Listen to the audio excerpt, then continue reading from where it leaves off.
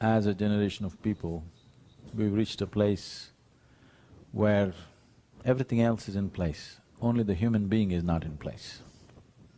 Like, we have comforts like never before, we have conveniences like never before. In every way, we are the most comfortable generation ever on this planet, materially. But we cannot say we are the most joyful generation on the planet. We cannot say we are the most peaceful or loving or any of these things. So everything else is in place like never before. Only the human being is displaced within himself. So the most important thing that needs to happen is right now for human beings to become meditative. When I say meditative, I am not talking about meditation as some practice, I'm talking about meditation as a quality within ourselves. If we set the right kind of conditions in our body, in our minds, emotions and our life energies, meditation will blossom within us. It's not something that we do, it's something that we become. So I feel right now this is the most important thing that needs to happen for the tremendous potential that human beings hold in their hands because of access to technology and science and various other possibilities that we have. If only the necessary blossoming happens within the human being, which every human being is capable of, we will create a fabulous world. And I think as a generation we should strive for that. I totally agree. In fact, I was just talking with you before we started that you and I are very close to the same age. No, I'm 101 years more than you. Okay, if you insist. But it makes me wonder what your life was like growing up. I know what my life was like growing up here in Middle Tennessee, and it was wonderful. I had wonderful parents and an opportunity for education, spiritual background. What was your life like growing up?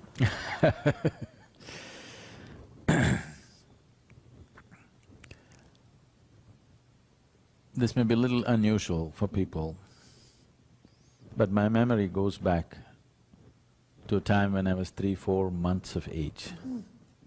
I remember small incidents that happened around me, not some earth-shaking major events. I'm saying simple things. I would even know what kind of dress my mother would be wearing, what color she would be doing. When I mentioned these things to her, she would be shocked. She said, "How can you remember this?" So my memory goes back like this. Because of this, in many ways, when I was 3-4 years of age, I was thinking about the same way as I think today. Either I never was a child or I never grew up, it's up to you to make the judgment. So, because of that, I can say my life was not that of a usual child, because I never was one. My thought was just about like this. Even at that moment I questioned everything. This happened to me when I was 3-4 years of age, that suddenly I realized, actually I don't know anything about anything. It became like this, that if they gave me a glass of water, I would not know what water is. I know how, if I drink this, it'll quench my thirst, I can use it in so many ways. I know how to use it, but I do not know what water is. Even today you do not know, nobody knows, isn't it?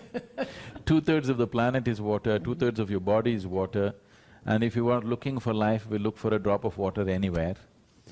This is the only thing available on all the 3 states, present in all the 3 states on the planet, in terms of being gaseous and liquid and solid. We still do not know what water is. If we actually look at it closely enough, with all the scientific exploration, we do not know even a single atom in its entirety, that's a fact. We know it in parts, we know how to use everything, but we do not know what it is. So when I was about 3.5–4 years of age, this just struck me so much, in such a way that if I stare at the water, I'll be staring at this water for 3–4 hours at a stretch. If I find a leaf, I'll be looking at it for many hours. If I sit up in the night in the bed, I'll be staring at the darkness the whole night. My dear father, being a physician, he started thinking I need psychiatric evaluation. My problem is, I look at this and I don't know what this is, I'm not able to shift my attention to anything else. In this condition, they sent me to school. So my mother said, you must pay attention to the teachers. I paid absolute attention to the teachers. The kind of attention they would have never received from anybody. Initially, I heard the words they were talking. After some time, I realized they're only making sounds, I'm making up the meanings in my mind. See, right now, if I start speaking in a language that you do not understand, it will be just sounds for you. Now because you… see, language is a conspiracy between two people. If I make a sound, you make a meaning in your mind. Right. When I realized that I'm making up the meanings, I stopped making the meanings. And as I watched the teachers going on making sounds throughout the day, it became very amusing and a big smile spread on my face. They were not amused at all. So this happened to me about 5 years ago. The school where I studied, a little over 4 decades ago, their 125th anniversary, they came to invite me. Oh. I said, the trustees of the school came, I said, see, why me? I was not just a not good student, I was not even a student. Why me? So they said, our school has produced sports stars, film stars, you know, federal ministers and all this, but you are the only mystic, so you have to come. So I went to speak there. I just saw, stood up in the quadrangle looking at the school after almost 45 years. This classroom, when I looked at it, I suddenly remembered. I was around 12, little over 12 years of age. As usual, I was paying absolute attention to the teacher, but I don't even hear a word of what they're talking. I know the teachers past, present and future, but I cannot hear a word that they're speaking. So the teacher is trying to get a response from me. After 35–40 minutes of futile effort, he came, held me by the shoulder, shook me violently like this and said, you must either be the divine or the devil, I think you're the later. Till that moment, my problem was, I did not know what is this, what is that, everything was a question mark to me. But I knew one thing, that this is me. Suddenly this man confused me about this also. Now I did not know whether this is divine, devil or what is it? So I tried to stare at myself, it didn't work, so I closed my eyes and sat. Initially, it was for hours, then it moved like this. One day I sat down like this. I thought in my experience it must be 25–30 minutes. But when I opened my eyes, there was a big crowd around me. India being what it is, people were tugging at my feet, and somebody wants to know about their business, somebody wants to know when their daughter will get married, all kinds of fancy things which I always had allergy towards. So when I asked, where did you all appear from? They said, you've been sitting here for 13 days. I thought it was just 25–30 minutes. Time just started flipping in my experience. If I just sit like this, I think it's 2 minutes. When I open my eyes, hours have just gone by.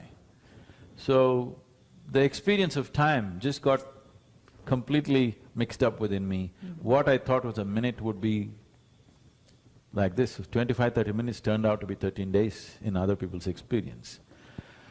So, from then on there was no looking back. Things evolved in so many different ways. I cannot articulate all of it. But one thing I saw was, if I simply sit here, I would be bursting with ecstasy. Then I thought, this is so simple, you don't have to do anything. If you don't do anything, no mess in your mind, if you sit here, every cell in your body will burst forth with ecstasy.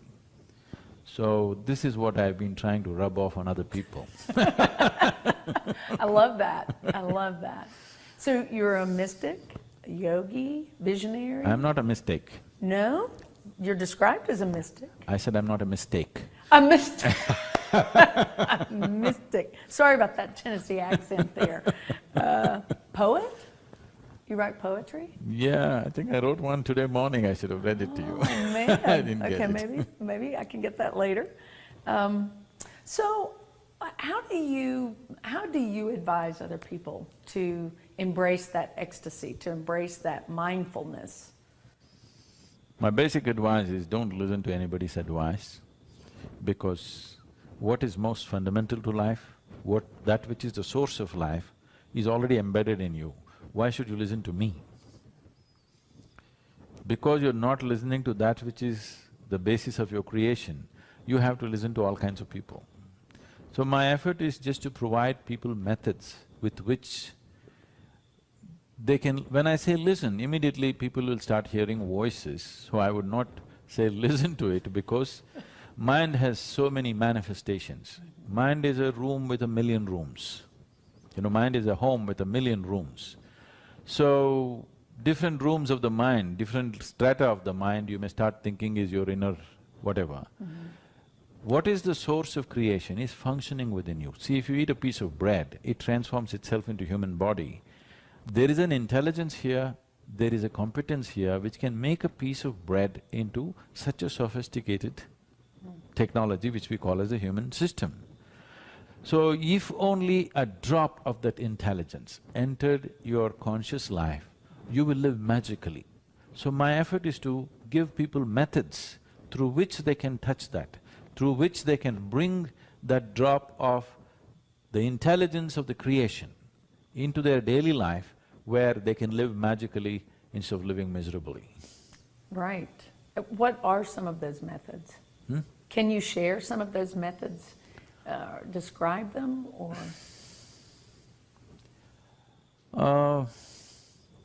Or do people need to experience it? Do they have to come? They're experiential. Okay. This is why this is called as inner engineering, technologies for well-being. It is not something that you… It is not a teaching, it is not a philosophy, it is not an ideology, it is not a belief system, it is a technology. That means it is… you just have to learn how to use it. So why I'm calling it a technology is, it doesn't matter what you believe in or you don't believe in. That's up to you. It doesn't matter which culture you come from, it doesn't matter whether you're a man or a woman or whatever you are. If you learn to use it, it works. It's like you take your phone, you take your BlackBerry. Yes. Maybe I'm doing an unpopular thing, I should say apple. Wrong fruit. I'm mentioning the wrong fruit. Suppose you take your phone, if you learn to use it, it'll work for you. If I learn to use it, it'll work for me. It doesn't matter whether we agree with each other or not. Right. But if you learn to use it, it'll work. So it is offered as a technology so that every human being can make use of it. Today millions of people are there across the planet. They're made like this today, if they just as much as close their eyes, tears of ecstasy will drip out of them. I can show you millions like this. So this is the basis of what we are doing. And that's why you call it an inner science, an inner Yes. technology, right? How to make this happen at its ultimate possibility, not in a mediocre way, in its fullest dimension. See, suppose you plant an apple tree. If you give it the necessary ambience and nourishment, it will become a full-fledged apple tree. So the seed of the apple has all this. Similarly, every human being, if he is given an inner ambience and the nourishment that is needed within himself, he will become a full-blown human experience. It does not need any teaching or outside inputs. All it needs is a perfect ambience. So the technology is only about providing that inner ambience so that your own intelligence, your own logic, your own emotions do not turn against you. Right now, that is what humanity is suffering from. It's not about what somebody else is doing to you. Your own intelligence, your own emotions, your own chemistry is turning against you in the form of ailments, in the form of different sufferings, because over 70% of the world's human ailments are self-created, it's happening from within the system. That means our own body is turning against us because we don't know how to keep it. Now, you said an interesting thing at the World Peace Day, which was wonderful here, and so many people from all walks of life here in harmony, and I love that. You mentioned that you thought it was funny that in our country we're hung up on stress management. Can you just share that? I thought that was brilliant, actually, because I'm always thinking, how can I manage my stress? See, management is for things that are precious to us. We manage things which are precious to us, your family, your money, your business and home must be managed. Why should you manage something that you don't need? So stress is not a part of you. Stress is a certain friction that is happening within your own system. If your mind took instructions from you, would it be stressful, I'm asking? Would you generate stress? No. Or joy? Joy. Definitely. You would So yes, right now the joy. problem is not of stress, the problem is your mind is not taking instructions from you. Suppose you're driving your car, and if your car does not take instructions from you, what will happen? Dangerous, isn't it? That's right. Similarly, life is dangerous when your own mind and your own body does not take instructions from you. So people are existing with such a danger all the time.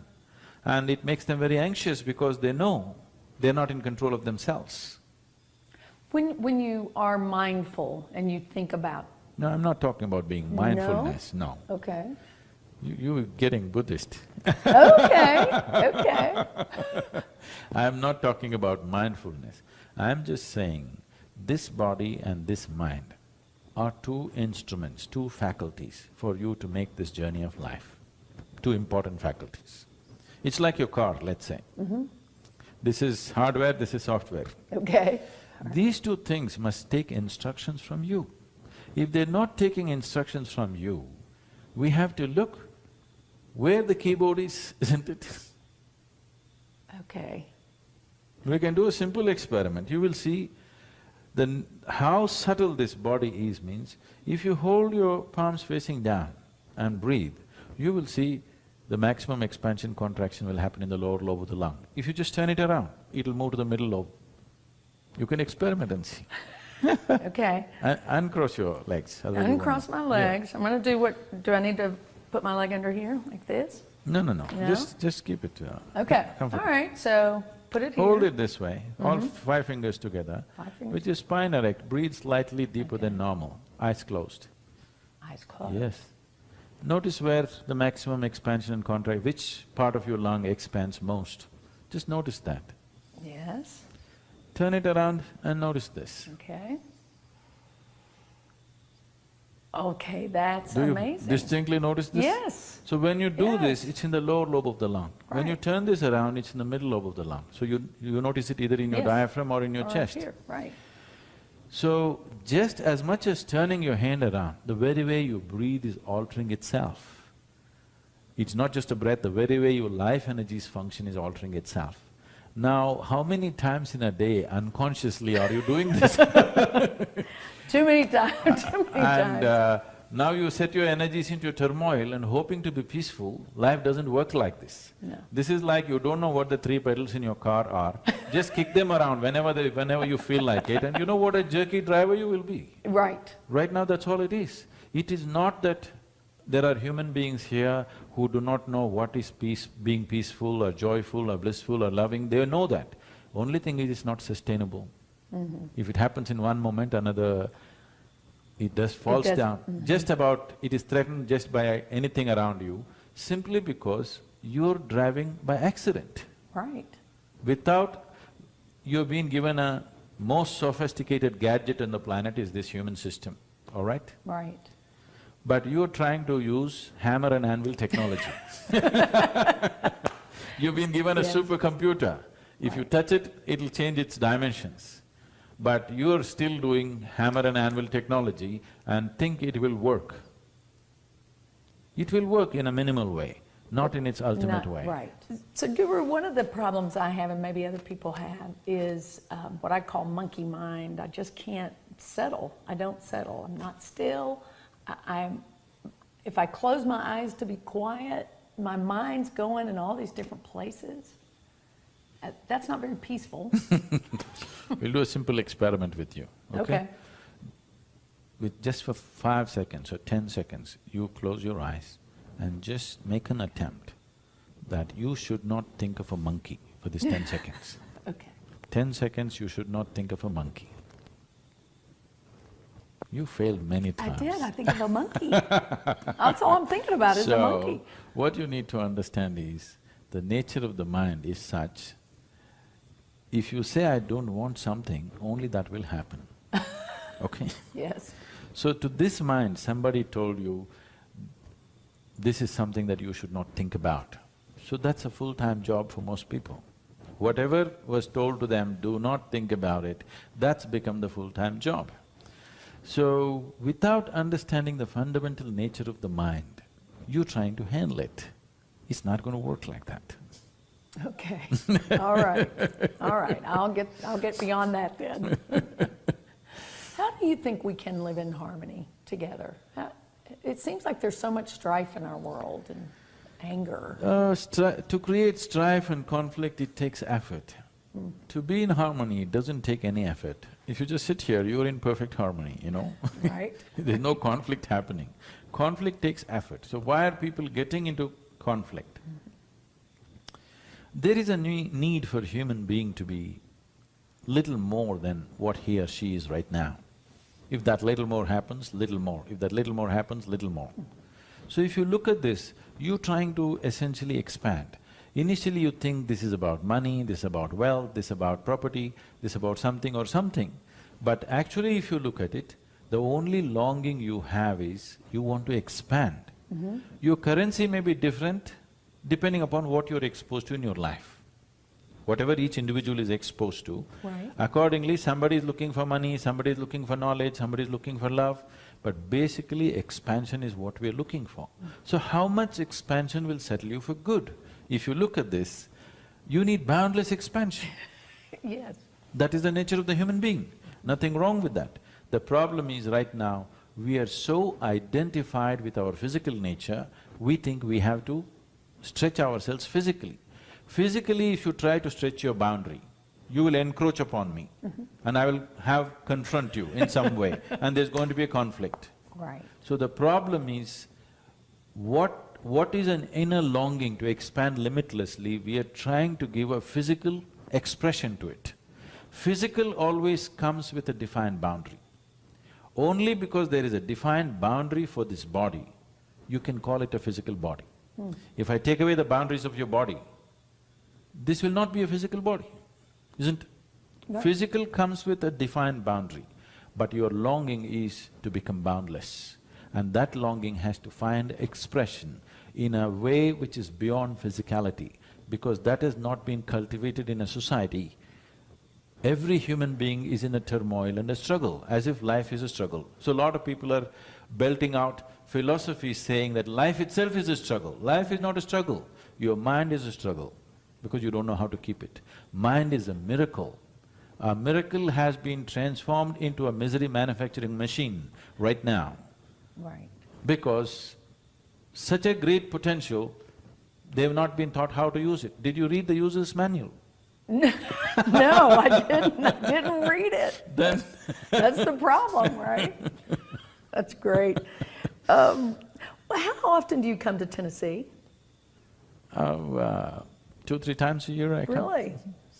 And I know people learn from you while you're here, and that is an opportunity for all, right? I mean, people can come and visit. Yes, there are programs being conducted here and also in various cities. And it's also offered online, that people can actually do the initial part of the program online, and just the practice part they can come and learn. So that opportunity is also there.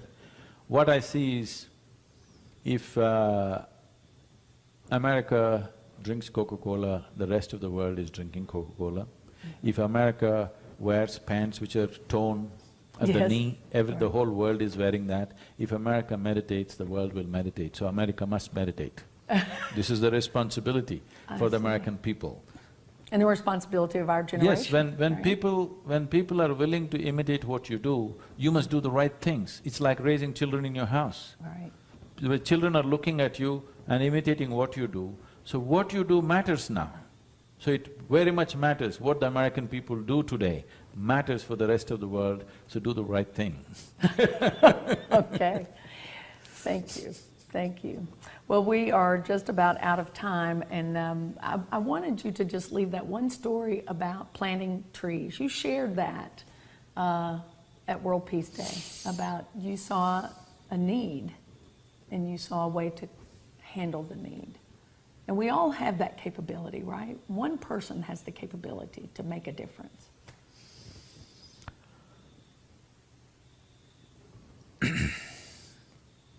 This, when I saw that the green cover in southern India was very low and we had to increase it.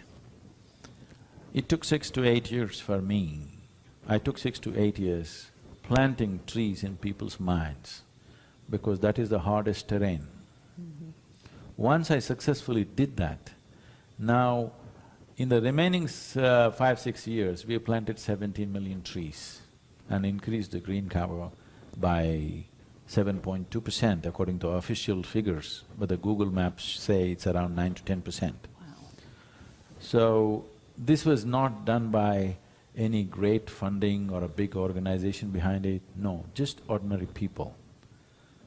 It is just that if it takes root in our minds, after that making it happen in the world is not a great difficulty. And one person can make a difference. I wouldn't say I did it all. Well… Millions of people stood up and did it, so… Right, right. Thank you for this time. I just want to thank you so much. It's been a joy getting to have this opportunity to visit with you. It's been a joy to get to know the people here. It's time you engineer yourself now. Okay. We will teach you the way. Okay. Thank you.